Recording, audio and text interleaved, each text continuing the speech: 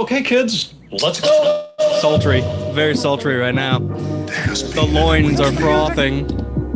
That's Have you felt good it? day, Galaxy. Oh, good day, go. Wishing and hoping Hello, and dreaming what have and we streaming here? and cussing and fucking guys are and running. so Oh funny. God. Hello. Holy Run out of rhymes. shit. They have C3 penis face and R2 dickhead. Hello there. Wish. Looking. Open. Found someone you have. Sing it. Oh my god. Strobe lights. May the fourth be with us. Fucking A. Good Strobe day, lights. Galaxy. Caesars. Be careful. Be careful with your damn self.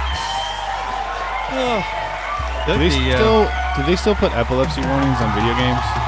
You know, when you used to start up a video game and it was like, you might die if you play this. Just hit accept. It's all right. Don't worry about it. We had one passing playing this Fallout game, so your child could die. Don't Government purchase. said we have to put this rating on here just in case. You never know what's going to happen.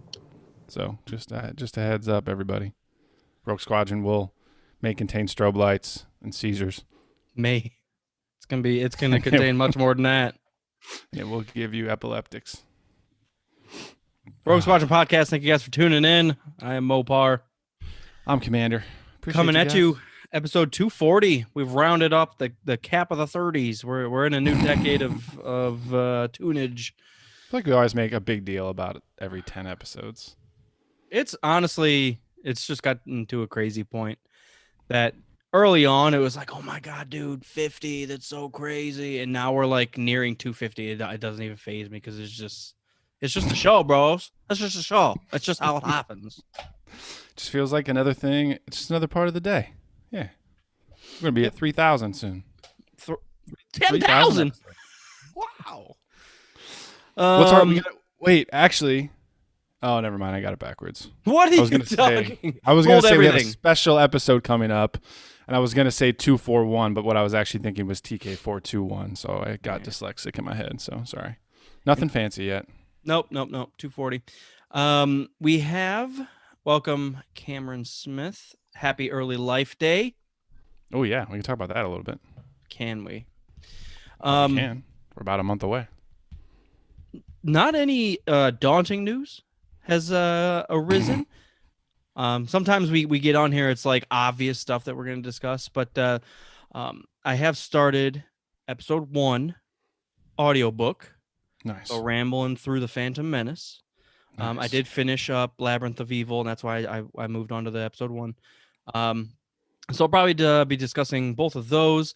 I have a lot to kind of bring up about the episode 1, even though I'm only, call it maybe 15 chapters in. There's a lot to bring up, good and bad about the novelization. I was doing some research. The episode 1 novel was released a month before the episode 1 movie. And slight differences. That's so interesting. Obviously some added scenes, some added dialogue, obvious stuff, but there's some stuff that is like doesn't cross over at all, like it was just wrong in the book. And I'll just say it now, there's a last name that was tossed out there that I was like Dooku.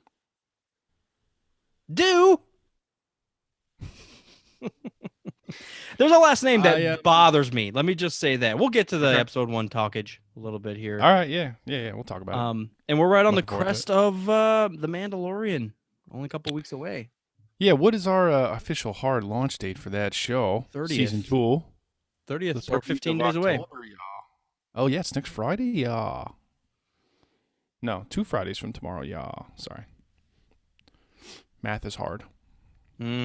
I've had probably the 6th person in my family ask me, how does the timeline work? Because why is Yoda a baby if this is after episode 6 when Yoda used to be old? I think I'm up to like 6 or 7. And it's okay. I understand. It's not okay. Well, they're not acolytes of Star Wars, so like they don't understand the whole thing. So I get it. I'm annoyed, but I'll explain it to you anyways, because what else am I going to do? Yeah, I guess if you're any level of Star Wars fan, the first thing you do before watching something, reading something, you understand the timeline. That's true. Basis 1. What am I reading? Where does this take place? because of everything we know. Episode 4, 5, 6. Then we went back in time. Yeah. You know, so right off the bat, we're jumping all over the place. And then we jump another 50 years in the future. So it's like step one. So when people ask that, I would just shake my head and say, no, all Yodas are evil and they all Go die. to Wikipedia. Yes. Don't ask me questions. Ask Jeeves. Go to Wikipedia. Do your research, please. So AskWatto.com. Watto. Episode 1 book is fun though. Okay, good. I think we have a little bit of a delay here. If you're noticing that, I think I'm noticing that. A delay. I think we're off just by a little bit. I think you and I are off just by a few seconds. I mean, it's okay, but I'm cutting you off by mistake, and I don't mean to. Lay up on it. I'm just rude. I'm just rude tonight. It's not. Rude Commander has arisen. Rude Commander. Oh my God, there was so there's name droppings. Name droppings in the episode 1. You can't call them droppings. Yes, I can. Bantha droppings, name droppings. Droppings. Name voodoo. All the same.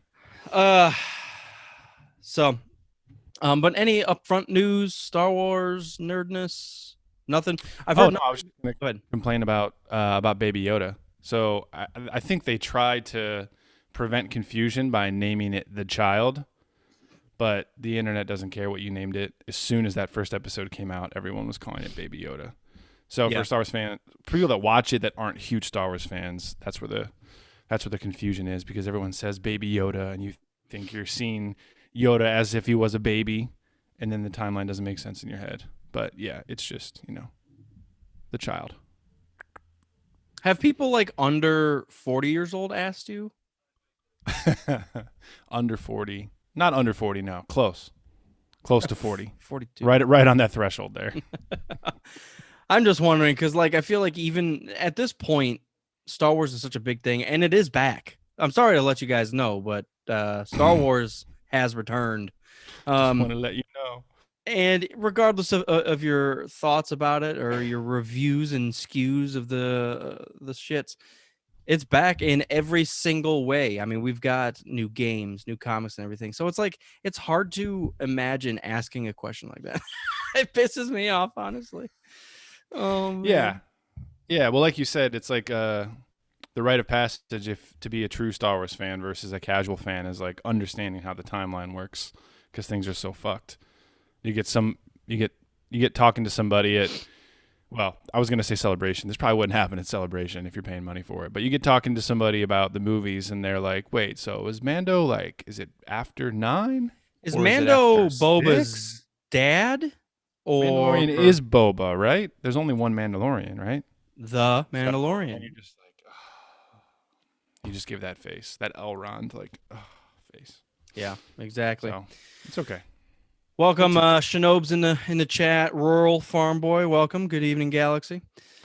Farm, you still haven't joined the WhatsApp, and I just gotta say I'm pretty disappointed in you. I'd stay far away. We talked about Pokemon cards today, so that's all you're gonna get out of us. Let's dig through a little bit of Labyrinth of Evil. Yeah. So how was your?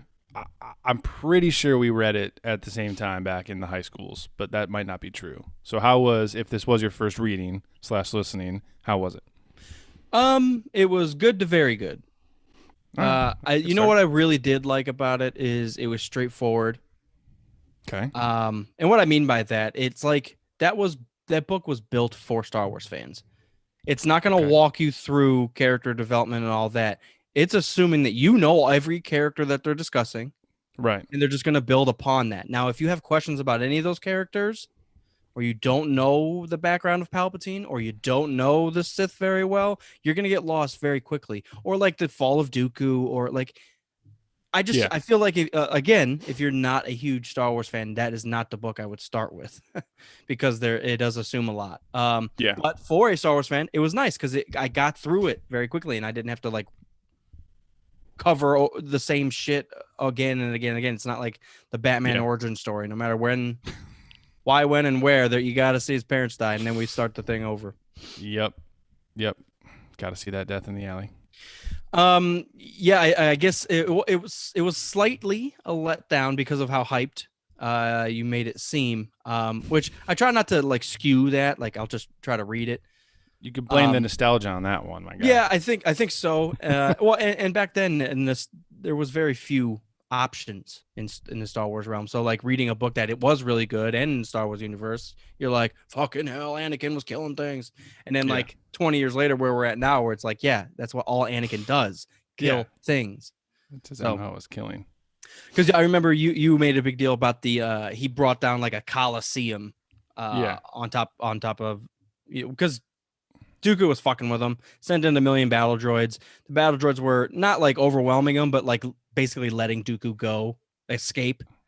And he got mad and was just like, "Rawr!" And then literally the chapter ends like, and then the building began to crumble. And then it went on to like, PADMÉ. That was it. And that was it. And I'm over here remembering as if it was like an entire chapter, like in detail about Anakin like grabbing the supports of the Coliseum and like crashing them. Yeah. Yep. Well, you make it up in your head, man. You gotta create that stuff in your head. So, well, I mean, I would want more of that. I would want your vision of what happened, because my reading, or maybe it was partly the narrator. Well, you know what? Oh yeah, Anakin, he kind of pulled this shit down, and then next chapter, moving on. You're like, okay. Yeah, he didn't really get into the spirit of destroying an entire Coliseum. Damn it, narrator. That is funny though that you mentioned that. I've been noticing that reading Thrones, the action sequences in the book are the shortest things. And I noticed that when I was reading Lord of the Rings as well. There's like the entire Helm's Deep battle is like 3-4 pages. And then in the movie that's like 45 minutes long. Like it's a huge sequence, but there's not much to like, I mean, you can describe how people are, swinging their swords and evading and dodging, whatever. But like detailing an entire battle sequence or like a duel in a book is never quite as interesting. Like the book is mostly about like their thoughts and character interaction and dialogue and everything. So the action stuff that we always hype up in films in the book version is like super, super minimal. Yeah. That makes sense that it would just be like, oh, Anakin casually broke this building apart. Next chapter. No, and it's a good point. Like, how detailed do you have to get in the action? Just know that they're battling. I thought the Darth Bane book did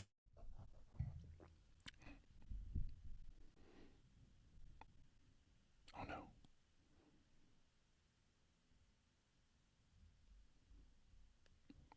I've lost you, Mopar. You are frozen. I don't know if it's me or if it's you, but you is froze. You is frozen. You is silent. You is disconnected. I bet you money Glass Armor's playing some Xbox down there in the living room, sucking all your bandwidth. He is frozen in carbonite. Okay, Cameron, it's not just me. I was kind of waiting. Sometimes it pauses because my connection's bad, so like he stutters. So I was just waiting a few seconds to see if he was going to like reconnect and say anything. But yeah. I guess it's just me now. This is going to be great, everybody. I'm not good solo. I have to have a co-host, otherwise I don't know what I'm talking about. Yeah, he got ionized. We'll see if he comes back. I know he was having major issues at the start of quarantine because his internet is like, well, you know how internet is. It's like a cell is shared by a whole neighborhood. So everybody's on the internet all the time. So his bandwidth was like getting super drained. So we'll just wait. We'll just pause. We'll just chill. I got nothing else to do. How are you guys doing? Farms, Camerons, Shinobes. Hey, there he is. He's back. I have no idea what happened. Well, you got frozen in carbonite, I guess. Yep. Also, there was a debt invasion. And also, oh shit. The communication disruption means only 3 possible things. Oops. I hope one of those possible things is you cut your gray ass beard on your fucking head, you douche. I forget that guy's name. The diplomat. C.O. Bibble. Yeah, Jesus, what a nightmare of a C.O. person. Bibble. He's my favorite character. He's the worst. Him and Rick Ollier, man. They're the top dogs of Phantom Menace. So you were saying, I actually don't know what you were saying. We were talking about the Coliseum. Yeah. I was talking about the so like how descriptory some books can get into the action scenes.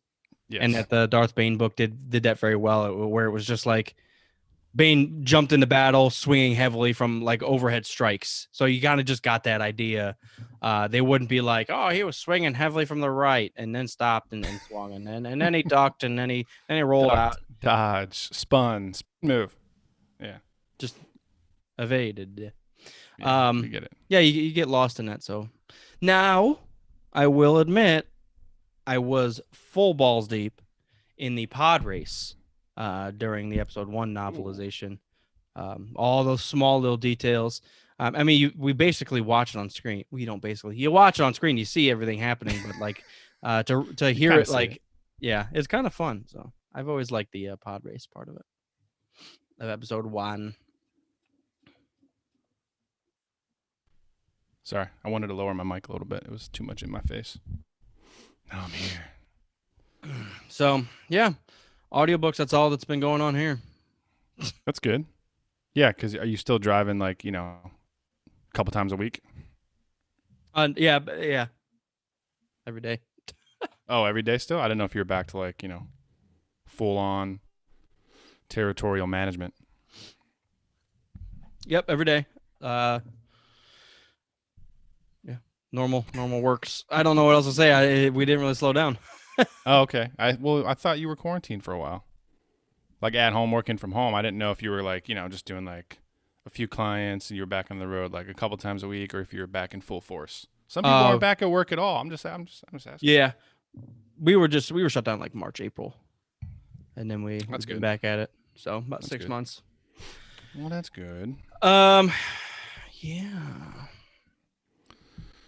Yeah, man. I'm excited to hear about this episode 1 novelization, what you have in store for us.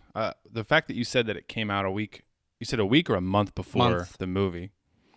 It's surprising that they would do that. You'd think it'd be like, I mean, if there's a hardcore Star Wars fan that like wants to learn the story, you'd think there would be major spoilers. Yeah, I mean, there are obviously major spoilers. It is the movie. Qui-Gon Jinn dies, yeah. Long and short of it. The Senator is Palpatine. Darth Maul is back, and then he dies. Obi-Wan's in it. Palpatine's the Senator. It's so also, way to ruin everything, narrator. Everything's fine. The guy's kind of got like a 50s vibe, which is a little bit of an issue, but I can get past it. He can read the words. Okay. But he says Palpatine. Oh, how did Lucasfilm approve that to go out? What the hell? Listen and be obscured by the knowledge that I obtain right now, guys. It's there are several things in this book that I'm like, oh no, what the fuck did you do? Let's just dive in. I can't hold back. All right. Step main 1. Topic. I want to hear it. Step 1. Right, I'm stepping. If you are not a Jar Jar fan, which not a lot of people are, and I get it, but I've gotten past it in the movie. He's fine. Makes me chuckle every once in a while. If you're not a Jar Jar fan, though, I would not recommend this book. He's way worse in this book. A lot of POV Jar Jar. It is. I want to know Jar Jar's thoughts. There's like deleted scenes of Jar Jar just rambling through the Nubian, and it's like this adds nothing. This just pisses me off. And he's like, it's like extreme clumsy where it's forced into the story. Like it's just clumsiness. That was like George's favorite thing. Like, oh, okay. I'm sure. Because they were prepping the book before the movie was released and they got all the backlash. So I'm sure George was like, oh yeah, Jar Jar's like the main guy. You throw him in every chapter. Just put him in there. Just shove him in there. It was atrocious. It's atrocious, guys. So let's just stick on Jar Jar here. All right. I love sticking. So in the planet core, when they're in the bongo, they're swimming away.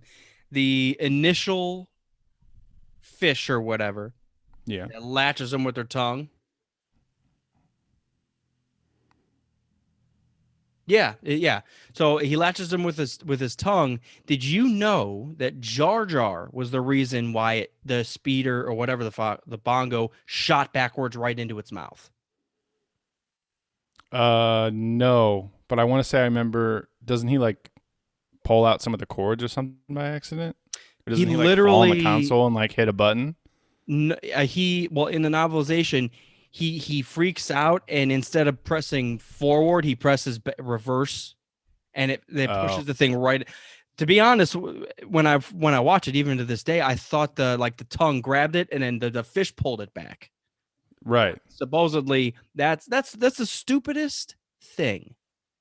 That they had to force clumsiness even further into this character. That it couldn't be the fish or anything. It had to be the clumsiness of Jar Jar that gets him in trouble. Yeah. We're just touching the surface, guys. Hold on to your butts here. Second, on Jar Jar, is he all right? The person reading it, I get that they didn't know how he sounds. You're just kind of reading words, but the whole like, you said thinking Wisa, like the whole Wisa, that's gone. None of that's there.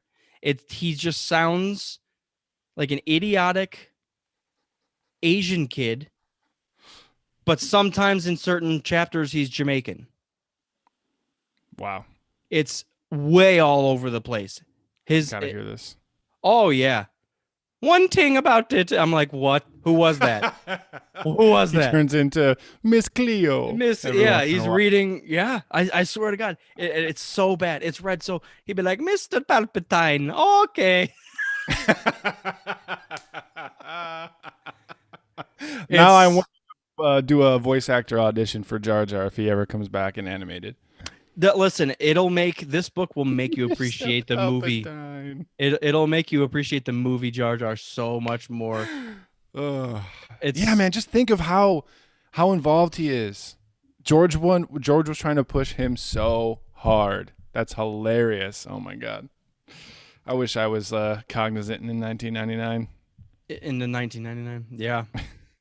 Yeah, I mean, like I said, if you don't like him in the movies, hold on. It's bad. It's very, very bad.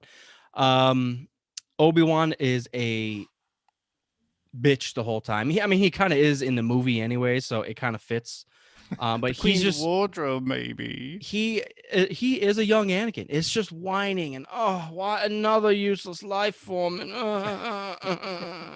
you're like, Obi-Wan, Jesus Christ! No wonder you hit the booze bunch in the next couple episodes. Jesus, you need to loosen up.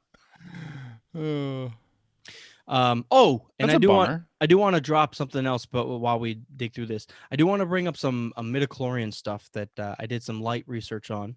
Light to medium research. I did some research on this because I was interested to see, because after over 20,000 on midichlorians on Anakin, I really got to thinking. I was like, well, where does everybody else fit? Yeah. What's Yoda's like 10,000? Yeah, exactly. So, we'll get to that last at the end of the episode. So once we get done with this episode 1 stuff. I love midichlorians. Part of it.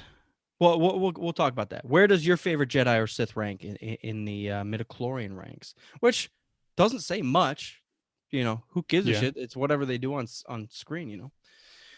I'm sad to hear that Obi-Wan is a little bitch. Yeah, I guess it makes sense that he kind of lines up with how Anakin turns out, but that's Obi-Wan's like the fan favorite of the prequels. Yeah, you know how it feels is like Ewan McGregor acted so well that it didn't feel like he was coming off as a dick. It just like he was like second guessing Qui-Gon in the movie. Right. Like that's why you're not on the council, because you're fucking around and you're picking up fish and children, and it doesn't even add up, bro. Every time. That's why you're not on the council. Fucking hitting on the queen. Hitting on a queen, hitting on a slave mother. What the fuck? We saw them video recordings. Capturing slave boys. That's why you're not on the council, Qui-Gon, betting on pod racers.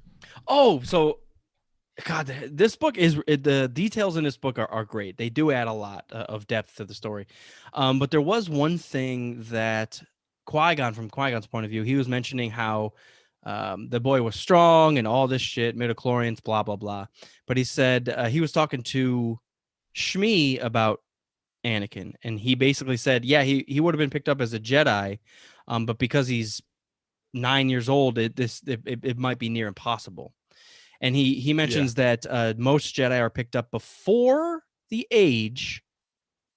Go ahead and guess. 2. Less. Younger.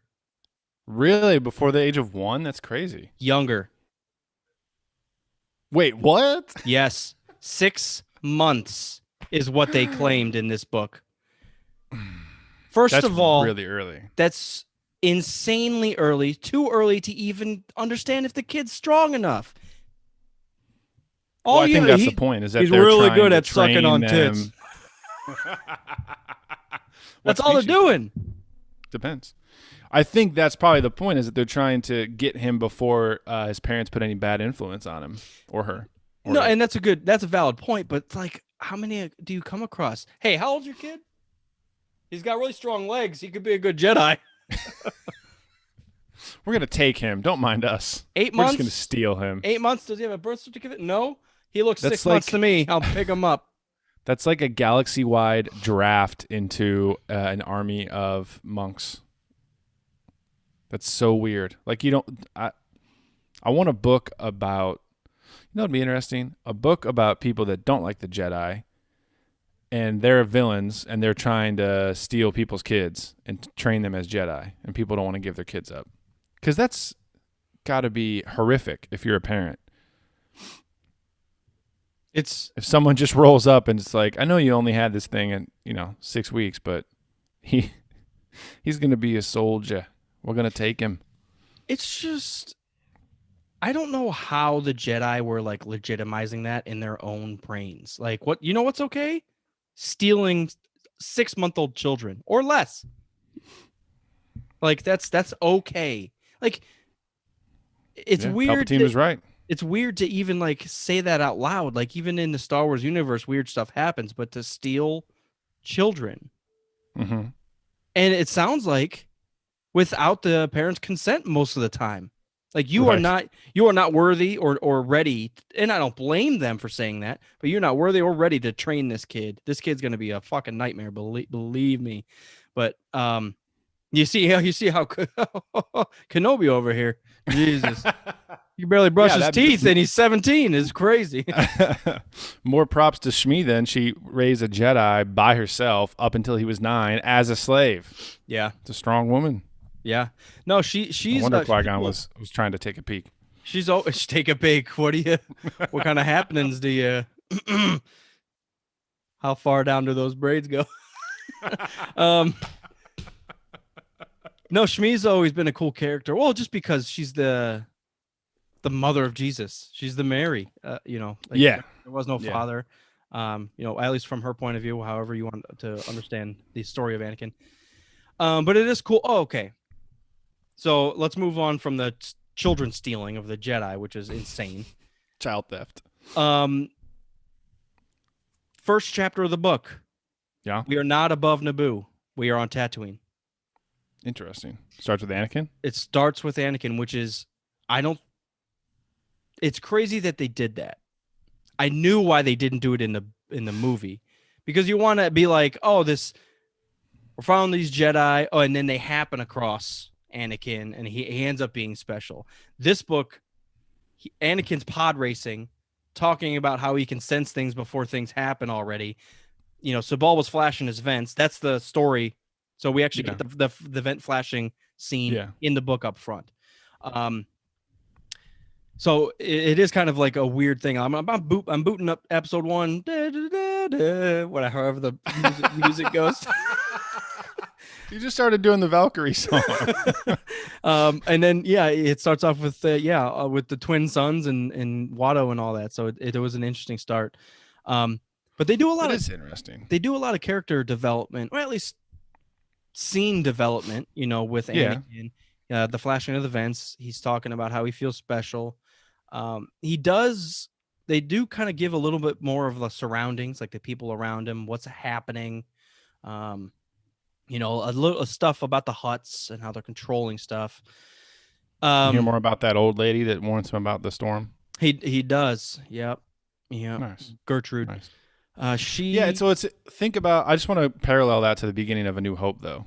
So like A New Hope starts, there's like a quick action intro, and then we see Luke, who's our main character, and he's on Tatooine. Mm-hmm. So I feel like if they had done that in the movie, to your point, I don't know, I wouldn't have had the same impact, People complain about that. It's like if Anakin's supposed to be the main character, we don't even get to him until halfway through the movie. But I almost like how that's, the opposite of A New Hope. If we had gotten to Anakin within like 5 minutes, and we just have a whole bunch of backstory of him talking to Kitster and running around and ignoring his mom and cleaning for Watto, I don't know. I feel like that wouldn't have played. Yeah. They add another to Rural's point. There's another scene in between everything, the Naboo happenings, where Watto sends Anakin out to the desert to trade with some Jawas. So he brings C-3PO along because he doesn't speak Jawa. So he brings him along. Long story short, they're on their way back from the tradings, and he comes across a Tusken Raider. He's basically injured, left alone, left to die in the sand, in the Dune Sea somewhere. He ends up saving him. He like fixes the guy's leg temporarily, kind of, and just stays with him. It's kind of a tense scene because he doesn't understand him. The Tusken Raider is very like on edge. Like, what are you going to do with me? There's a blaster just out of reach, but Anakin doesn't go for it. He just kind of sits there and I'm going to help you. Anakin falls asleep out there in the Dune Sea. By the way, I don't know what the fuck C-3PO was doing the whole time, just staring at his master, waiting for him to wake up. Like he could have translated for the goddamn sand person. Yeah, well, he does a little bit. But the sand person's not talking. He's kind of just terrified. Anakin wakes up, and there's like 30 Tusken Raiders around him. And they don't do anything. They pick up the injured guy, and they all walk away. It's a very tense scene, but there's a lot of meaning there, obviously, because he's saving a Tusken Raider. Move on to the next episode. He's just going to murder that guy. Oh, you're the one with the limp. I know you ain't walking far. I'll get you last. You ain't going to get too far there, buddy. So there's nice little parallels there that they plant the seeds along the way. Even that early, though. Like it's interesting that in the parallels interesting. But you also have the fact that like Anakin isn't inherently a bad person. No, he's not even on the surface. On the surface, all the way down to his heart, he is a good person, right? Even when he's evil. Like his mind is just twisted that he thinks he's doing well, and that's the whole story of Anakin, obviously. Right. But he's just so inherently good and wants to help people out. He wants to help Qui-Gon and Padme and all of them. He have my ship. I'll fix your stuff. I don't care. You can stay with me. Laser sword. So, but my point was, it's interesting that they would put that Tusken Raider scene in the episode 1 novelization, which was released a month before episode 1, with episode 2 scene in mind, which is 3 years ahead. Yeah. It's the if it was in mind, maybe it wasn't. You don't know until that. Well, maybe it was still on a chopping block, and maybe that's why that scene never made it to the movie or something like that. But I could also picture that being one of the things that, like, as they were prepping for episode 2, they were going to the first novel for source material, and were like, "Oh, we should parallel this with something in the movie," because they do that a lot. Tie things up. Yeah. They're just kind of bringing everything back, bringing it back around. Bring it back. God, I still can't believe that they put the book out first. Remember Whoopi Whoopi? Yeah. That's not the denomination of it's not it's not Whoopi Whoopi? Nope, they don't say that. I saved all my money in Whoopi Whoopi. What am I supposed to do now? Yep. And then whatever I need something more real. I have stocks in Whoopi Whoopi. The Terry's? Republic Dad Terry's, yeah. Dad Terry's. Also, Watto sounds extra hammered with this guy. Anakin, give me another whiskey. Does he nail the the Jewish trader voice, raspy, groany voice, or no? He does all right. He does okay. He does struggle with a lot of the female, Padme. And Jar Jar, the higher pitch stuff, he struggles a lot, man. It's male narrators doing all the voices. I tried to listen to some of the Harry Potters on audiobook, and whenever it got to Hermione, I was just like, Oh God, I'm really out of the fucking zone now. Jesus. Yeah. Now I'm gonna drop a small bomb here, and I'm maybe ready it's for the just bombs, man. maybe it's just because I'm a ignorant dumbass. Yeah. Did you know that Padme has a last name? Yeah, Nabiri. Padme Nabiri. That's not what it is in the book. What is it in the book? Mulberry. What's he fucking live in Iowa or something? I'm not kidding. It's something a lot. Let me. I can't Please even tell me it's not Mulberry. It's or he Mulberry pronounces it family Marberry. I think it's from down the Marberry. way. I think it's Marberry. Are they in a black and white TV series? Getting their milk delivered in cans? Bottles, I mean? That's what that sounds like. Sounds like white picket fence 1950s family. Yeah, it is, exactly. Well, it's because Mayberry, I think it is. It cannot be that. Why would they change it? I swear to God. Maybe it's just this guy, how he pronounces it. I've Googled it. I couldn't find anything. Oh, you couldn't? He says Mayberry. And That's it's ridiculous. It's not just like he says it once. He refers to Padme Mayberry several times in several different. Oh, Nayberry. Oh, he pronounces it wrong. I always pronounced it Nabiri. Yeah, he says Nayberry, but because he's from the 50s, it's Mayberry. Okay, I'm less concerned now. Nayberry. Yeah, when I first saw that, it was back when we had those Star Wars trading cards, because there was like a Queen Amidala and then there was a Padme Nabiri. Yeah, and I was like, what's the difference there? And then I read in Queen Shadow that when you get voted in as queen, you have a royal name which replaces your family name. So she is Padme Nabiri, but yeah, now she's Padme Amidala. That's hilarious. See, I knew I was gonna feel really stupid because he kept saying it. I was like, this can't be real. This can't be. That's the one issue with audiobooks, and especially when it's like Game of Thrones or Star Wars, it's like I need to see what these people's names are and like the creature names and the species names and everything. Nayberry with an N. I swear to God, he was saying Mayberry, and there was white picket fences, and there was just a little bit of dust on all the plates, and I got a little scared. Everyone's pissed. Oh man, that's hilarious. And Shinobi says that you should look up Malik's full name. Malik. That means it's probably bad. It's like Samsonite. Malik Samsonite. Darth Malik full name. This can't be a real thing. This can't be real, dude. KOTOR's no longer the best game of all time. This has to be a fucking troll from like Drew Karpyshyn.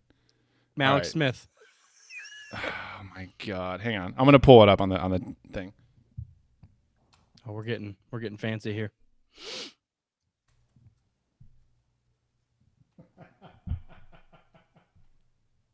Are you gonna share your screen? Sorry, it's that good that I had to pull it up so everybody could see it.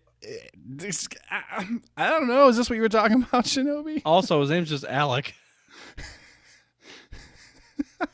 Squiniquargissimus. Alex Squinquargissimus. Malik before his prosthetic jaw. Darth Malik was a human male born under the name of Alex Squinquargissimus. Squinquargissimus? He reigned as the Dark Lord of the Sith in the Jedi Civil War. What the fuck? All right. First person to name our WhatsApp group, Alex Squigard, next to this fan club. Gets a high five from me. It's absolutely nothing. That's the worst. That has to be a troll because his name doesn't show up in the game at all, I don't think.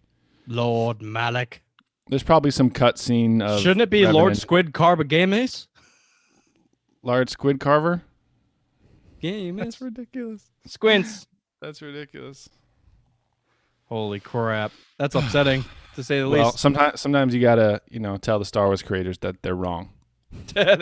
Someone's got to step in and be like, "That's not a good idea, my friend." Someone needs to find whoever brought that up and fire them today, even though they're not working on the movie anymore. Just it was probably know. Hey, you were fired. Yeah. By the way, I'm retroactively firing you for this terrible decision that you made in 2003. you owe It's us money. probably someone from BioWare just being silly. Yeah. You don't actually see his name in the game. Well, and you never know how big something's gonna be. You're like, hey Terry, what do your job today? Give this guy a last name. Okay, I will. Squish, squish, squish, squish. Squidward.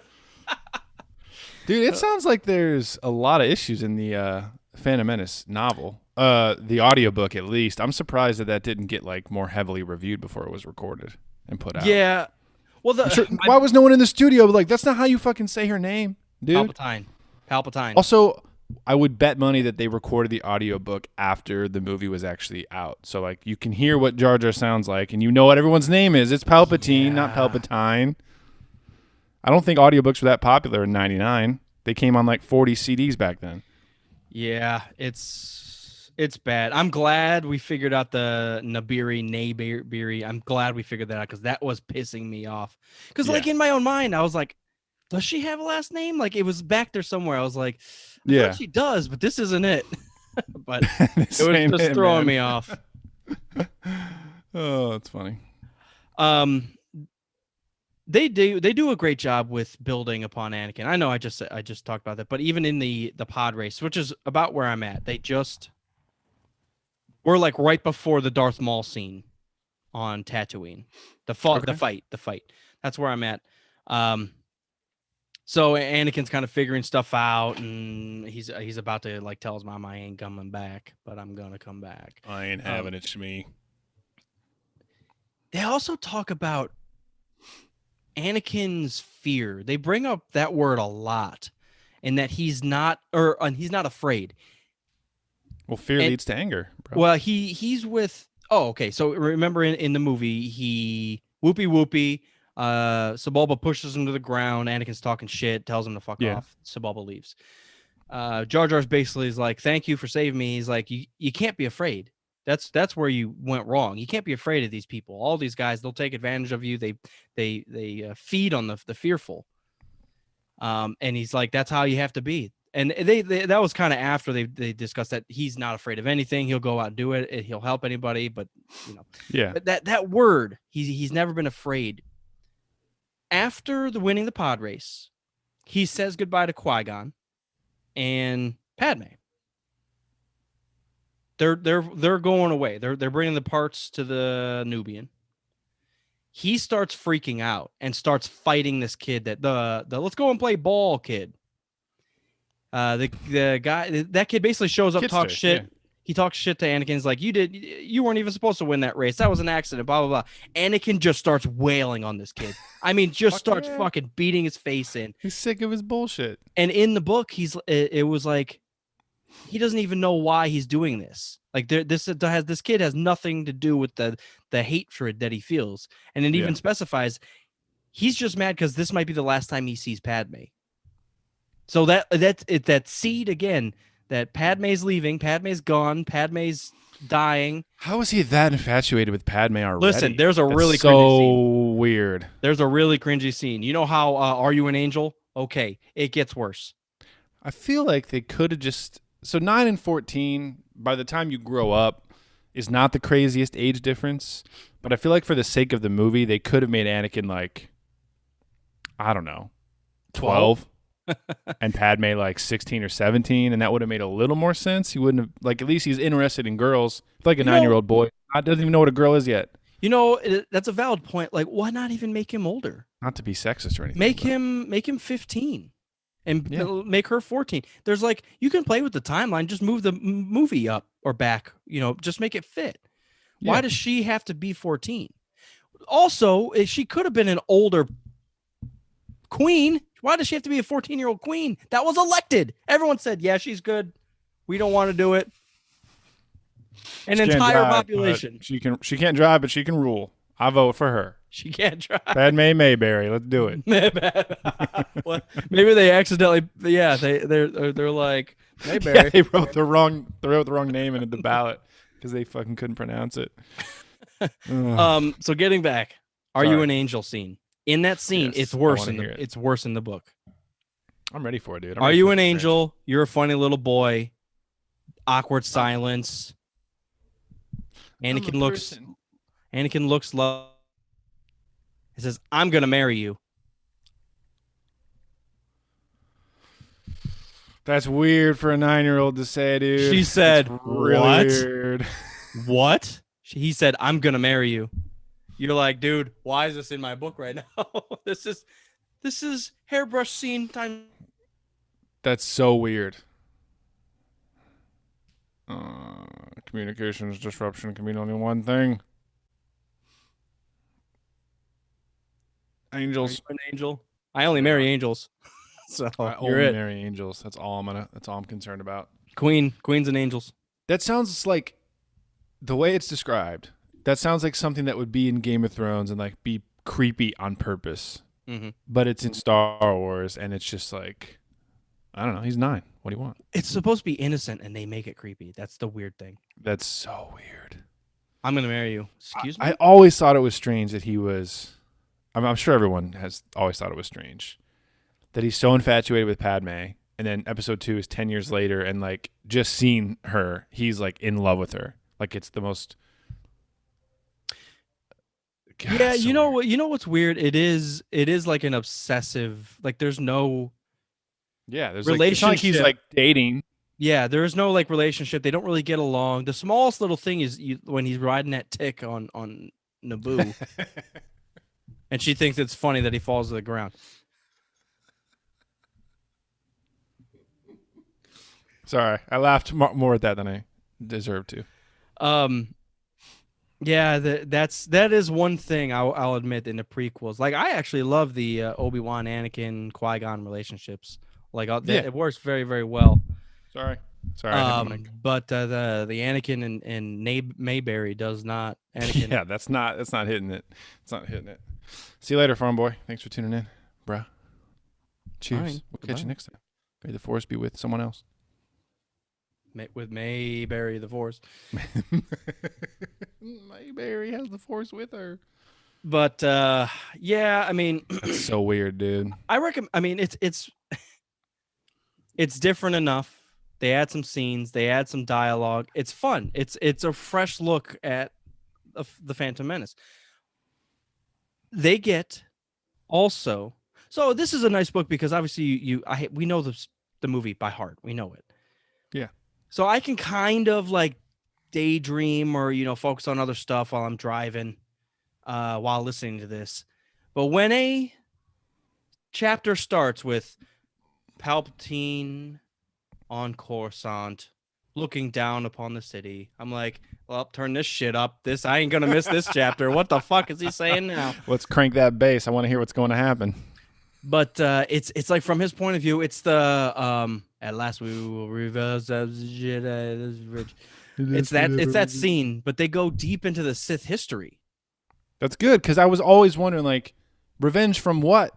You never met these people before. You never fought them before. What do you get revenge about? Yeah, they do throw the timeline off quite a bit. So, from Palpatine's point of view, he says 2,000 years ago there was a big Sith battle. Well, it's not too far off. Well, not too far. You're only 100%. You're only 1,000 years off. You only double the entire value of time that you were trying to. He basically says there were the Jedi, they were a cult. Long and short of it, there was one guy that didn't want to abide by the rules. He fell to the dark side. He brought a couple people with him. The Sith basically killed Jedi and killed themselves. That was just not sustainable. One guy came along, stronger than all of them, fucked them all up 2,000 years ago. What was his name? Goddamn Darth Bane. He's our boy. They say, think about this, 1999. They say the words. They say the words Darth Bane in 1999. Darth Bane is a 90s child. I'm with it. I think he technically stems from a run of comics that were. They might have been before that. No, I think it was after. It had to have been after. It possibly is. We have to ask Butterclone. They're not doing Darth Bane books or comics before the return of Star Wars. It had to have been around 2000, 2001, 2002, probably stemming directly from this quote. Possibly. Possibly. Multiple choice? Submarine, Mr. Wayne. Where did that come from? We were in the Django Obi-Wan conversation. Django Obi-Wan. All right, hang on. Darth Bane first appearance, because I remember it was back in that. It's like I Dark feel like I Horses. remember Drew saying that he took the character from the comic and expanded upon it. Mhm. And then I also feel like he showed up originally in comics with that stupid crab mask before the book was written. I could be totally wrong though. What are you finding? I can't imagine Darth Bane was anywhere else. The underappreciated first appearance of Darth Bane in comics, Jedi versus Sith #1. Okay. And it is... Wait, click on the image, you fool. There's no date on the cover. That doesn't help me. Interesting. I mean, right, I keep still talking. I'll keep can't imagine that he is anything before 1999. Let me click on the Legends thing here. Maybe that'll help. Someone here is screaming at them at the screen.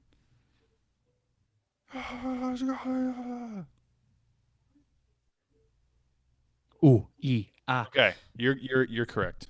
2001. September how- 2001. Jedi versus Sith comic series from Dark Horse, issue #1.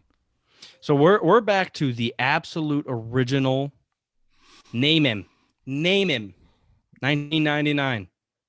Name it. Day that That's where it Jar came Jar from. Binks arose from the ashes of the Star Wars universe. Darth Bane was merely a half hour after Jar Jar Binks. Can you imagine if Yoda at the end of the movie talking to Mace Windu named Darth Bane? Or if Palpatine gave a longer description about everything to Darth Maul in that scene. It would be nice for the viewers of the movie to get a little bit of backstory on the Sith there. Georgie, thanks. Yeah. No, I think it's Either way. I just feel like the Jedi do know more. Specific Jedi do know more about the happenings of the Jedi. No, the Jedi have more understanding of what's happening with the Sith. They're not so blind that they don't think there's something out there. I think just they don't know what's out there, so they're ignoring it. Because I feel like there's a lot of clues around. They're just, that can't be true. That's not real. It's just like, I know I'm going to go back to Qui-Gon Game. Listen, I'm going to relate every single thing to Game of Thrones, and you're just going to have to deal with it. I'll deal. It's just like everyone saying, "Oh, the White Walkers haven't been seen for 1,000 years. That's a They good don't point. even exist anymore." And everyone's up north like, "Fucking, we're all dying right now, man. Come on." It's just cold. The answers are there. You just too stubborn and too dogmatic and narrow-minded view to look at them. Ironic. I seriously, I did not expect that. I absolutely did not expect It's a nice them to treat. name drop Darth Bane Yeah. in the Phantom Menace. Because, guys, this is #1. This is where it all began for Mopar, Mini Mopar. Like, I had seen probably episode 5. I probably had seen 4, 5, and 6, maybe. You've But seen them all episode- at that point. I don't know. I don't remember. Yeah, I don't remember either. But episode 1 was where, like, the launching point. That was where I want the Legos, I want the books, I want the games, I want all of it. And if I had been smart enough to be able to read back then, and I read the book, then I would have wanted Darth Bane too. Yeah, and to suggest that 20-some years later, 21 years later, we're discussing the same Darth Bane in the same regards, that he's just, that's it. He's Yeah. the beginning and the end. Who would have guessed? Who would have won, Thanos or Darth Bane? Darth Bane never Darth Bane. dies. Never dies. Darth Bane would have essence transferred into Thanos. Now he's Thanos too. Yes. Yeah, now he's just Now he's both of them. Yeah, now he's all. Oh, and then, man, we're wrapping it all around. They canonized that in Rise of Skywalker. Well, they didn't specifically say that Darth Bane has been essence transferring himself into Sith for 1,000 years, but they kind of strongly hinted that the Sith have been using that power to transfer the line, almost like a royal bloodline, and just stay strong. It is a weird crazy. full recap. Like Yeah. episode 1. By the way, Darth Bane, bunch of years ago, and then we go all the way in the future. By the way, I am him. Kind of. I am him and he is me. I am Darth Bane and you. We will are now they. You will now be Darth Bane. Strike me down, Strike and me you will down. become Darth Bane. And you will become Darth Bane's been waiting for this moment all his motherfucking life. Malak Swiska. Oh man, yeah, it's a fun book. There's a lot of issues, a lot of good stuff. Name dropping. Qui-Gon's a savage, even more so. I love him. And they dig in a little more details about like his defiance of the Jedi Order. And he's like, "Look, I can't. Do I listen to Yoda or do I listen to the Force? I'm going with the goddamn Always the Force. Because there's, even for how wise Yoda is, the Force is unfiltered. It's direct, and it is what it is. Like it's nice. It's cool. There was one other small thing I can't remember. Is there anything from Darth Maul's point of view? Not yet. There was one. I mean, there was the small scene where he's sending out the probe droids on Tatooine. In that scene, it does go into his head a little bit, but nothing. It's just all surface level stuff. Okay. I'm always curious where to go, how to find these people, whatever. Yeah. I'm always curious about what he's thinking about. Yeah. I mean, there was like small stuff that they added, like going through the blockade off Naboo. The Trade Federation actually they sent out ships, starfighters to attack them. That didn't happen that didn't happen instead of just letting them go. Yeah, exactly. Believe me, there was some stuff I was like, oh god. Yeah. I mean, I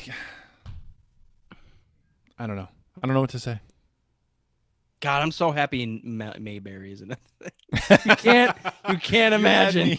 Dude, you had me so worried. I was shook. I was worried myself. I was like, this can't be real. Mayberry. Yeah, I was. But I was even him terrified pronouncing when you it said that. Mayberry.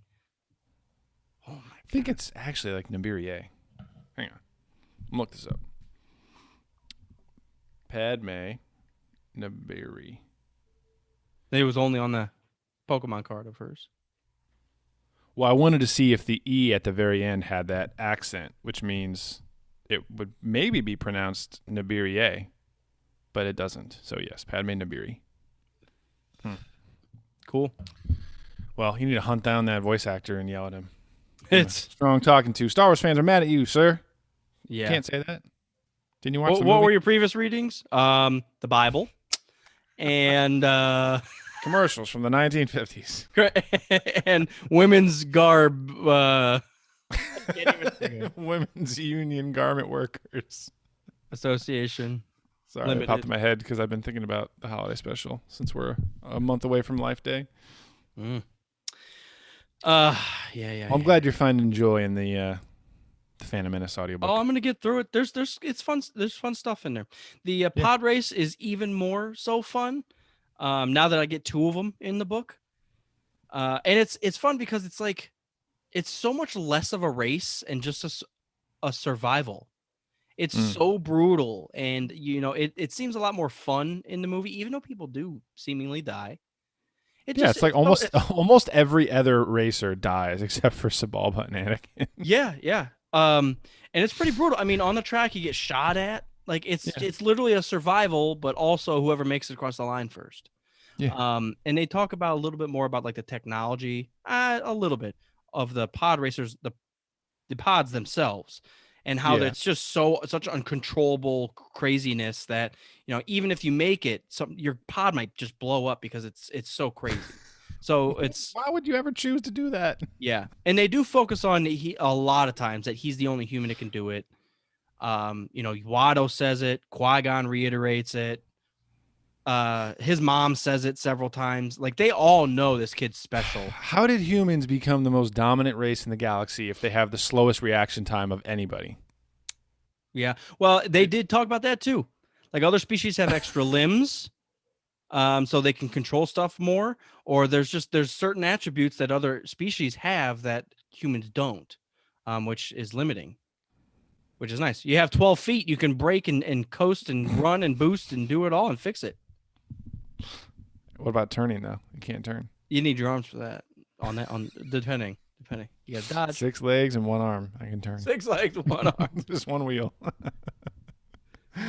Yeah. I always thought that was funny. I'm the only human that can do it. Does that mean every other species is better than humans?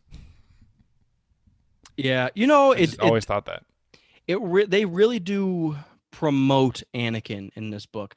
It's obvious. Oh, well, hell yeah. It's obvious in the movie too, but it's even more so obvious. All the stuff that he can do, everybody knows it. Like, he's special. It's ridiculous that, like... Also, side note, that just means that every other Jedi can also be a pod racer as well. So they should be making extra money for the council going out and pod racing at this very time. Go pick up a 7-month-old, please, and also win a pod race real quick. We need some Yes. to feed the We're kids. short on funds. All the trainees have shitty-ass lightsabers. They need to be rebuilt. Go win some races. Qui-Gon. Yeah. It's fun, yeah. Let's wrap this all around into the midichlorian stuff. Let me pop this stuff up. Yeah, I always loved the midichlorian. If you're listening to us for the first time, we've raved about midichlorians forever. So I want you to, just settle in, enjoy the midichlorian conversation. It's fantastic. It's a great piece of Star Wars. Don't listen to the haters. All right, so midichlorian count. Well, this all sparked over 20,000. We talk about Anakin's blood test. Let's talk about how Qui-Gon straight up steals a child's blood. What are you doing? Oh, I'm testing for infections, I think. I'm pretty sure. What? What are you doing? You can't race if you're infected, Anakin. Duh. How long have you been pod racing? Yeah. I don't want to test your mom for infections, but she ain't having that.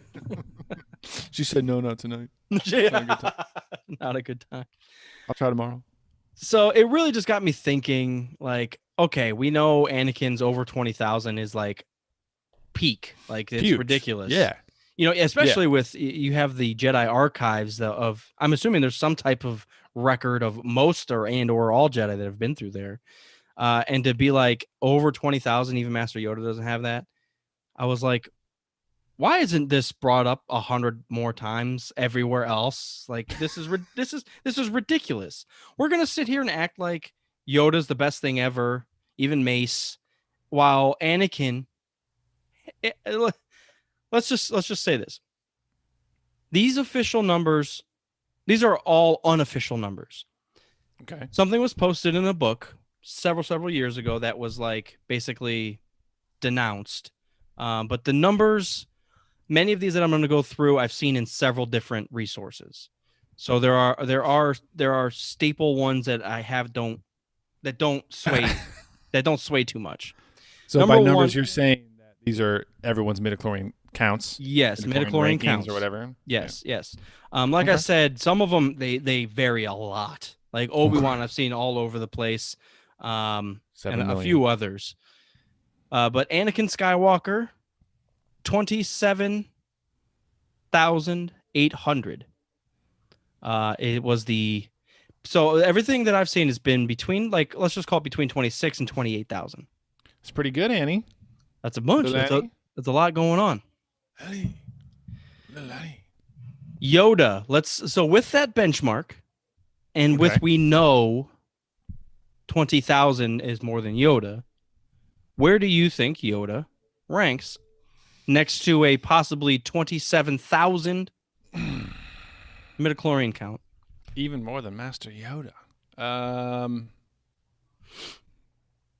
I'll put Yoda at like 15. Ooh, you're lowballing him a little bit. Okay.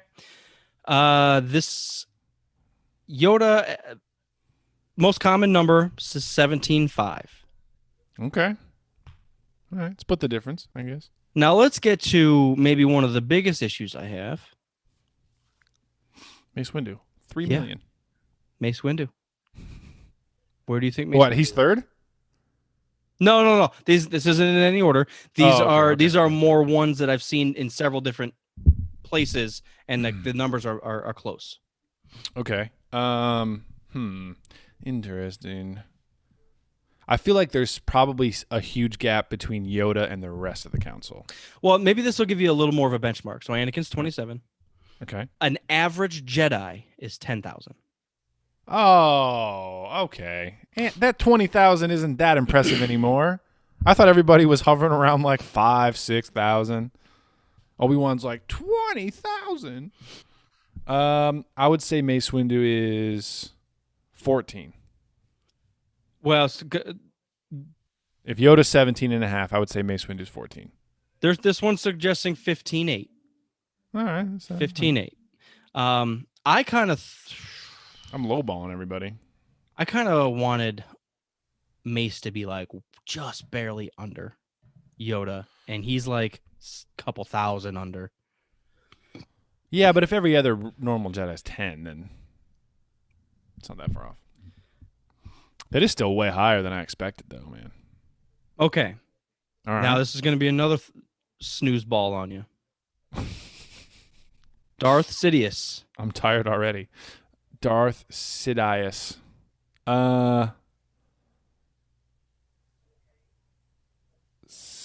16,900. 22,000. What? Where are you getting these numbers from? What do you mean? He can be over 20. He's not a Jedi. I guess that's true. I'm just saying it feels like they made 20,000 over 20,000 was such a big deal. Like this has never happened. It has never happened from a Jedi point of view. It has never happened. I know. Everybody looks to Yoda. He's the strongest. He's only got 17. And Sidious has more than Yoda. That's crazy. Yeah, but it makes sense. If you wrap it all together, think of the midichlorian count between Yoda and Sidious. Or, I'm sorry, Darth Vader and Sidious. All the midichlorians go to one side, and all the other midichlorians die. They got everything. They got it all. That's crazy, man. 22,000. That's insane. That is insane. Now, there are midichlorian counts for quote, Force sensitives. So Obi-Wan was one that varied a lot, but I will get into a couple of the non-Force sensitives. Obi-Wan, I've seen everything from close to Yoda, about 17, all the way down to 11,000. Actually, this one has him at 11,300. And you're like, listen, Obi-Wan does everything. Yeah. And you're going to call him just slightly above average? Well, the midichlorian count isn't everything. You're right. You're absolutely right. That's for sure.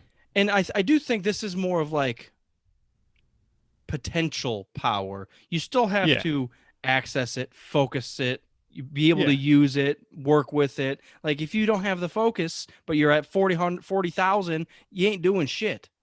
Yeah, it's like an athlete. Like if you have an athletic body, like if you're like 6'6" and you're stacked. If you don't do anything with that, like there's no result. Nothing happens. Well, but you're starting in a way better place than everybody else. Right. There's just more potential, yeah. Yeah. But maybe you're that big and that strong, but you can't fucking run worth shit. And like I can lift a boulder, but moving, I can't do that.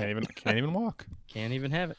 So what is like an average non-force sensitive? What's the midichlorian count for just like a regular ass human? Well, like 4,000, 3,000, something like that? Yeah, I mean, if you want like low-level characters in the Star Wars universe, I've seen everything from like 1,000 to 3. Okay. So like Shmi is like, what, like 3,000 probably? Well, I don't even ever want to assume Shmi is low because I am assuming she's very high. But because of her situation, she's a slave. So all that potential she can't do shit with. Maybe she just doesn't have the focus. I don't know. But I would say just because Anakin has the Force does not necessarily mean that his parentage has equal amounts. Yeah, it's up to the Force, I would assume, who gets what. Why? Because I thought the whole deal with him being so strong is because it was like immaculate conception. So like Shmi could have 0, and the Force is still gonna like pump him full of midichlorians, you know? Yeah. I guess that's what I was envisioning. So like a Han Solo. They're suggesting I would 6,500. Yeah. Okay. That makes sense. I would guess someone like him has higher. He has, natural instincts. He's lucky. Yeah. That makes Yeah. sense. I did see Chewbacca thrown in there. Ooh. In one of them. 45,000. No. Sorry, I'm a Chewbacca fan. What do you have? 45. Go once, go twice. 45. 89 or 2 for 70. I've seen him close to the average Jedi. Chewbacca. Oh, so like 10. Hell yeah, Chewie. He was just. I haven't seen him around at 10, but just under, like nine something. What are you talking about, man? That's 8, what I'm 9,000. Yeah. He also lives for 400 goddamn years. So Well, he whatever. deserves it. Whatever He you deserves want. that many amounts.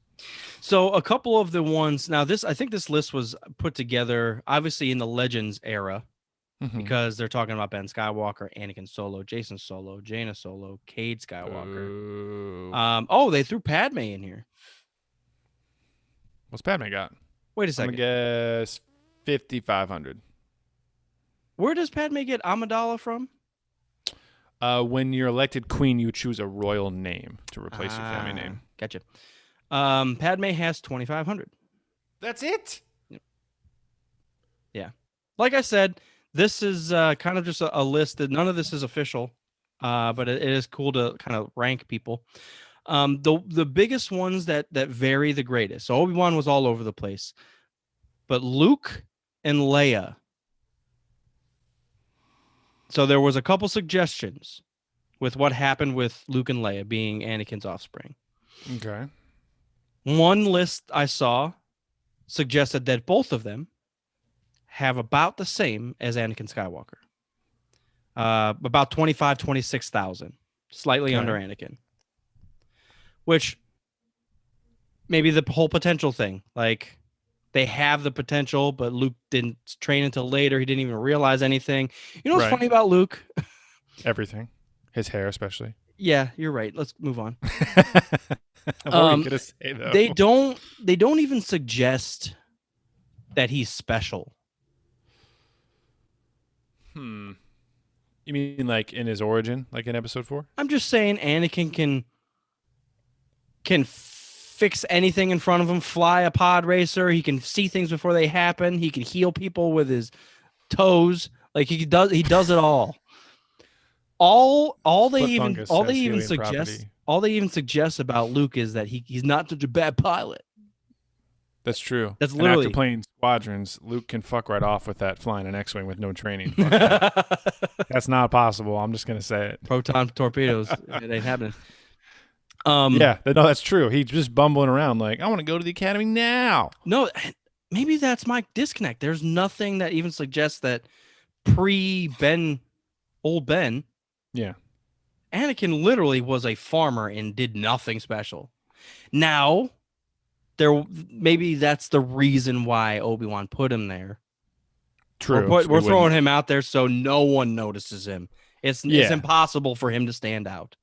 Yeah, because I guess you'd say like Anakin is a slave, so the life of like kind of fending for yourself, and he has a harder life in general. I would say, so he has to kind of take care of himself. So he's been, he's got used to that a little bit. I guess it kind of flexes his midichlorians a little more than Luke is just taking orders from his uncle. Yeah. No, I guess Anakin's taking orders from Watto. So I don't know. So what would you say then? Then Luke and Leia kind of took half each of Anakin's midichlorian count? Yes, that was the other suggestion. That would have been my initial guess, yeah. That Anakin's power was split, and they each had... I mean, the sum, it would have been a little over, but they were suggesting they each had about 15. So, Yes.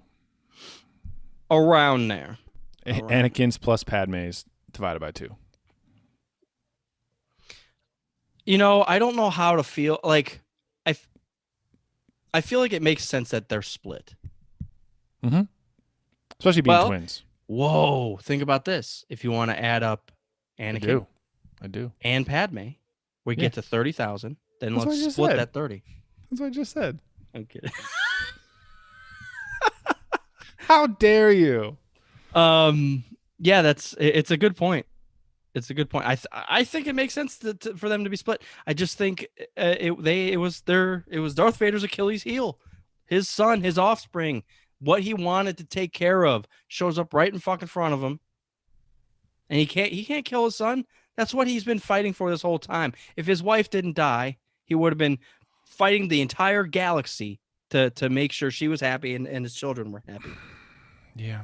But partially true. The crazy thing is, like, 15's great. 15,000 is great. You would have been a great Jedi to work with. Yeah. But you'd be like Harry Potter. Your dad's Anakin. Right. You gotta confront that at some point. That ain't going away. The dude ain't happy until you kill him. You gotta start making your bed there. Or until he kills himself, would you say?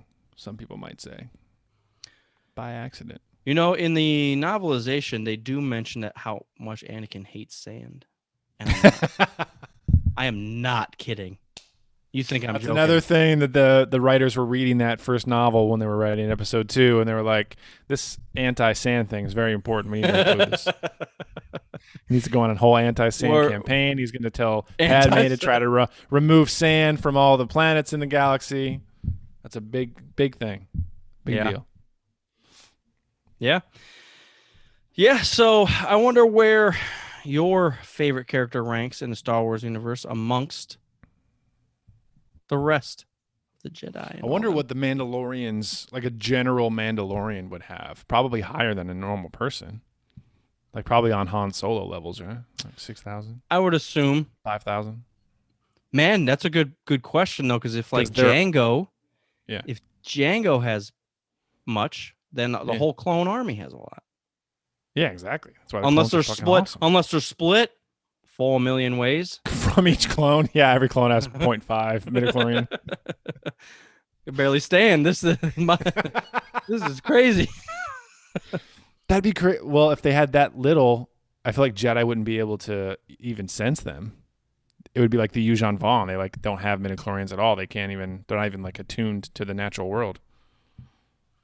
That'd be weird. So this I don't see. Oh, tell me all about it. Let me explain something. This list is kind of shitty because it's just a guy made it, and I don't know where he pulled all these numbers from. Somebody made it on the Force.net in 1997. Well, as far as the full list, yes, some guy just made it. But like I said, I have seen a couple of these numbers elsewhere, so maybe he was actually pulling it from somewhere. Okay. But some of these suggestions, because this has been updated, this has Kylo Ren in it. Okay. What's Kylo Ren's midichlorian count? 30 million. He's the truest best. Let me look at this real quick. Kylo Ren. So they're suggesting Anakin Skywalker 27,800. They're suggesting Darth Vader fell down to 26,800. So he lost 1,000 when he became suited Vader. Okay. Kylo Ren is as strong as suited Vader. That's what I'm talking about. Nearly 26,200. Huh. I like that. No, that makes sense. We'd probably have to assume that Rey has about the same if they're a dyad. Rey should have exactly the same. Otherwise, that person is the strongest. Ooh, anti-sexist of all time. What is it? 30? No, she's tied for first. Oh, okay. She's tied with Anakin Skywalker. How does that make you feel? I mean, the way it was portrayed, that does make sense. I feel like her and Kylo should be equal, though. Listen. If they're a dyad, they should have the same exact amount. Dyad, if you're the goddamn granddaughter of Sidious. A dyad in the Force. See, the issue is, because this doesn't really mean much. What do you mean it doesn't mean much? It means so much. If we're going to suggest that Rey... God, that pisses me off. Why are you so mad, bro? I want Anakin to be the chosen one. It's simple. It's simply he was the chosen one, and then now Rey is the chosen one. Did we skip over Luke? Yeah, no one likes Luke anymore. He's old. Maybe that's Rey after Kylo dies, because Kylo transfers his midichlorians into her at the end of episode 9. Wouldn't that... Midichlorian She should be transfer. doubled then, right? Oh, but then she lost a little bit for that snake, too. Ooh. Then she gave a little bit to Ben as well. What if you have like a Star Wars video game where there's just a midichlorian health bar? It's like, yeah, your midichlorians are going down. You need to obtain more midichlorians. Be careful how you distribute those amongst the galaxy. Don't heal too many snakes. You will die. I'm going through. I'm just trying to find some ones that stick out to me. Ezra, 19,000. Ezra has more than. Out. I'm done. Turn this off. See, you don't have an issue with Rey being almost double that? Yeah, because Rey's the main protagonist of the sequel trilogy. She's a dyad with Darth Vader's grandson, and she saves everything and brings back the Skywalker line. And she's a savage. It makes sense. Ezra, you're Aladdin. Get out of here, 19,000. I don't want to hear that 19,000. It's embarrassing. Snoke. Ezra's fine. Snoke has like 0.6. 20,000. Who? Yeah, but someone's. See, this is the issue. If you someone's want saying like, oh, I'm gonna just guess based on Vader having this much, that Snoke has this much. But to suggest that it matters, because it technically does in the Star Wars universe, from a certain point of view. I mean, it's how they found, quote, the Chosen One. Yes. They stole his blood and bought him, traded a pod racer for him. You'll find that most things in life depend greatly upon your point of view, Melbar. How many midichlorians did Qui-Gon obtain when he gambled the Queen's ship and gambled a slave's pod racer to get off the planet? He said, what do we got to give away? Oh, the slave owns something? We'll trade that. What else we got?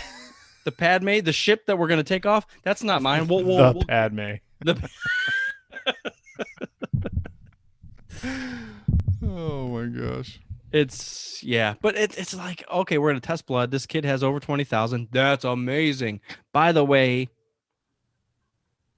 Ben, let me just ramble through this. Ones that are over 20,000. Anakin, Sidious, Ben Skywalker, Anakin Solo, Jason Solo, Cade Skywalker, Luke Skywalker, Starkiller, Snoke, Kylo, Leia, Rey. All the main characters. Darth Vitiate, Darth all Krayt, the characters and their kids. Son of Vitiate. I don't even know who half these people are. Vitiate's the guy that controls Revan. Yeah. Revan is... Revan's like... Bane and Revan should be like 90,000. Let me see. I thought I saw Revan in here. Just make it something absurd. That way no one can touch them. At least just give me that. Even if it's not on the screen, just lie. Just tell me that Bane has like 90,000. What the hell? All these letters like form words and shit. Cameron says, coming this holiday 2020, your own midichlorians test kit. Yeah, we need 23andMe to come out with the midichlorians counter that I can have an app for. I can share. Yeah. I got 16,000 midichlorians. Darth Tyrannus. Oh, here's Revan. What's Tyrannus have? You don't want to hear it. It's probably... Come on, tell me. I just named off 20,000s all over the place. Your boy Darth T, 14. That's it. I'm okay with that. He accomplished a lot for a man with only 14,000. now you're proud of him. I am proud of him. He did a lot with a little. He overachieved, really. We didn't expect a lot from him. He almost took one over on Sidious, but you know what's funny is at one point, from a certain point of view, Darth Tyrannus was the chosen one. They brought him in. They thought he was the chosen one. They mentioned that from Yoda's point of view. See, I like that floats around. That makes it so easy for it to be Anakin and then possibly Luke and then possibly Rey. You know what I mean? And at one point it was Dooku. At one point it was Revan. And maybe it was Sidious talking in Labyrinth. He was discussing. He knew the downfall of the Jedi. He knew it. It was their search for the chosen one. Yes. They were all waiting for one person to fix it all. Mm-hmm. and they were looking and searching, and they weren't like keeping their eyes on what's in front of them. You're asking about the chosen. You're asking Palpatine about the chosen one. You're like, dude, do you know who you're asking? Yeah. Over 20,000 right in front of you. I have foreseen it. I have foreseen it. So, That yeah, is this a big problem midichlorian for me. stuff, you know, if you like it, you like it. If you hate it, I get it. It's like, If you like it, you like it. If you hate it, you're wrong. Read it again. well, you know what? It's a funny thing that it's like they added it just to shit on it. Like, look, we're gonna put a number. It's like putting the power levels into Goku and all that. They put it in there because it doesn't mean anything. It's over 9,000. You're like, Well, yes, but however, I will say this: the way that they presented episode 1 when they introduce it, it is vague enough that it's like Anakin has so much, it's over 20, it's ridiculous. But they don't go in like Yoda has 17 and Mace has 16, and you know what I mean. They don't quantify it that much. It's just like Anakin is extreme, no one's ever seen it before, and everyone else is way under that. And in that context, you know, I think it's cool. well, it does put Yoda in a specific position, though. They have a scoreboard in the Jedi Council chambers, like they have in like high school like auditoriums or whatever. That's like current midichlorian rankings: Anakin Skywalker, and then Yoda, and then Mace. 20 midichlorians. In case you forgot, I don't have a seat on the council, but you see, I'm on the top of that leaderboard. You bet. Top 3 getting in. You bastard. Yeah, I think it's goofy that they put power levels to everybody in the Star Wars universe. But again, like we say, from a certain point of view, these levels, it's like one way to observe the Force. Not that it's an absolute number. Not that it even means that the Force is strong. It's like It's like having a number of bacteria in your body saying you're gonna be sick. Well, that doesn't necessarily mean that. It's just one level. You're more likely to be sick. You're more likely, yes, but it hasn't happened yet. Well, humans tinker with everything. We like to quantify and investigate and analyze everything. So, like, the Jedi are putting science behind this mystical art form, which I think is cool. Well, I think what I'm trying to get at is midichlorians are a way to measure the Force. Not a great way, maybe not even the most accurate way. It's just a base level of something that, you know, technology that they had in front of them. They were able to get a number, and it's been somewhat close. I mean, Anakin was the chosen one from a certain point of view, from a certain number of you. Numbers. Good day. That's all I got. I'm going to get through episode 1 here. You make me Misa want to thinking read the audiobooks for like all the prequel books. I'm considering it. I mean, you should. Logical next step for you after episode 1 is episode 2. Yeah, well, I don't know if I can get through the. It's Attack of the Clones, Mopar. It's the logical next step I for you. hate sand. It's the episode 2. Well, according to what you told me that they already talked about his hatred of sand, you could probably skip right over that part. It was like mid-sentence too. He's like, I don't want to go. I hate sand. It's just so hot out. I just in parentheses. I'm gonna miss you, Mom. I hate sand. Parentheses. Oh my god. It's just every thought. He just ends every sentence with, and I hate sand. Yeah. So I hope you dislike Star Wars now because of us. I hope Jar Jar Binks forever has a Jamaican accent in your.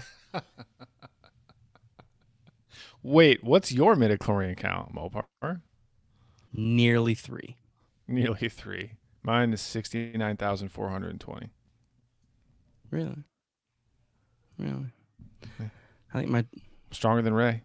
Times 3. stronger as long as I'm stronger than Ray. As long as it, how dare. You know, the Starkiller one also pissed me off. How he was like 24th. Oh God, I'm so over Starkiller.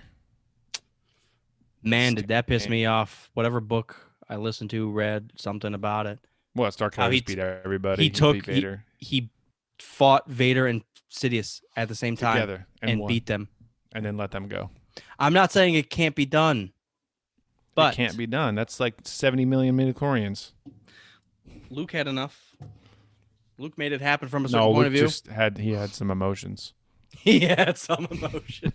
He had the He had correct. a little pouch of sand in his gadget bag. He You was just didn't- ready. That's in the special edition. He tossed that sand in Vader's face. Oh, Exactly. Jesus! Just in case he forgot. That's ridiculous. Luke was born on Tatooine. He has sand in his eternally has sand in his boots, and his shoes, and his underwear, and his socks. He's got little sand granules everywhere. Granules. How it goes. Even if he's on a water planet, if he takes off his boot, there's just sand that pours out no matter Pours what. it out. Yeah. God damn it. Where'd Every you get time. that from? You can't get rid of it. That stuff's everywhere. It gets everywhere. It's everywhere. All right, guys. That's enough All of right. episode 1. It's enough of us. Thank you. Sandcast. Sandcast of it. That's it. No more midichlorians. I hope we never speak upon it again. Nope. I'm purging it from my mind. Purge. Any scary movies that you are ready to watch here coming up? I did with great encouragement from Revenge of the 90s. I watched Silence of the Lambs last weekend. It's a good one. And I'm eager to listen to their episode reviewing it because it is a good one. It is, for 91, surprisingly not jump scary, but very creepy, and acting is great. The shots are great. The way they set the scene when you're in Hannibal's cell and when you're in Buffalo Bill's house and like the cellar and everything is really well done. The score is good. Just all around fantastic choice. Mm-hmm. So that's the only one of the seasons so far. You know, Mrs. Commander hates scary movies. Yeah. I was at my mom's last weekend, so I had a chance to watch it without her present. So that might be my only one for the season. I don't know. We'll find out. I was considering buying the whole. God damn it. Hannibal Lecter. Contagion, whatever the fuck. With Annabelle. Conjuring. Contagion. Conjuring is the word. Well, there is a horror movie called Contagion, so I didn't know what you were going with that. I guess there's like 5 movies wrapped around Annabelle and Conjuring now. I don't even mind watching a bad scary movie. I'm down for it, just something different. Yeah. So, have you seen all of the Conjuring? Oh, there's 2 Conjurings. Then there's like Annabelle and. I've seen both Conjurings, yes, but I think there's also like The Nun, and then there's like Annabelle 1 and 2, which I haven't seen. Just the first 2 Conjurings. Oh, gotcha. Yeah. Yeah, I'd like to watch The Nun. That stuff creeps me out when you throw religion into it. That's why they like the exorcism stuff fucks with me a lot too. So Yeah. Creepy. Good day, Galaxy. Rogues Watcher Podcast. Thank you and yours for tuning in. Hopefully you can fuck off soon. Cabin in the Woods, still the best parody scary movie. Cabin in the Woods was a nightmare of anything you ever want to talk about. It was terrible. It was a goof. It was goof. You okay, man? It was just a goof. It was just a goof. That's it. I'm done with this shit. All right, we're over it. Farewell. That's how we're ending it. It was just a goof.